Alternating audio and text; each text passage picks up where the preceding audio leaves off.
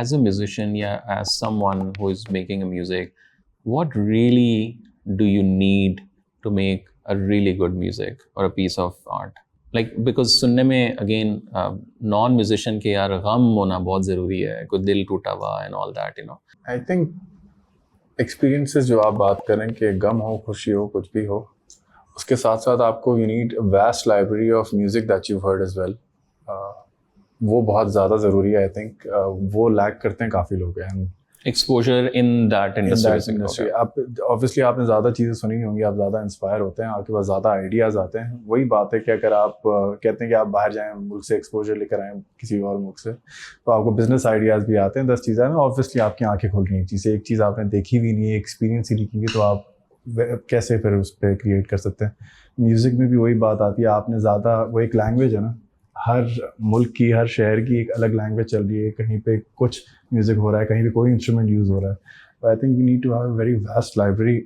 And then आप अगर lyrics में बात है तो आप वही, उसकी भी एक अलग वोकैबुलरी है. आप कितना आपने पढ़ा हुआ है, कितने आपने शायरों की चीज़ें पढ़ी हुई हैं. So many great writers. I think in सब चीज़ों का एक एमलगमेशन जो है, उसके बाद जाके एक अच्छा प्रोडक्ट बनता है.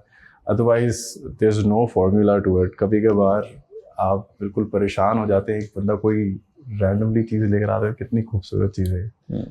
I don't think there's a formula to it. And how important is pain to craft a good music? मुझे लगता है आपकी कहानी बहुत इम्पोर्टेंट, बहुत मैटर करती है. आपकी अपनी कहानी. Because I think आपकी अपनी कहानी ट्रांसलेट करती है to your creative expression, जो भी है, वीडियो है, म्यूजिक है, whatever.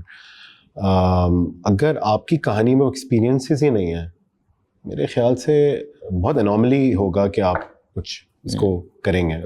वो शख्स कुछ कर सकता है. अगर आपके पास वो डेटा नहीं है, जैसे बिलाल इज सेइंग कि if you don't have that library of music and I would add story नहीं है.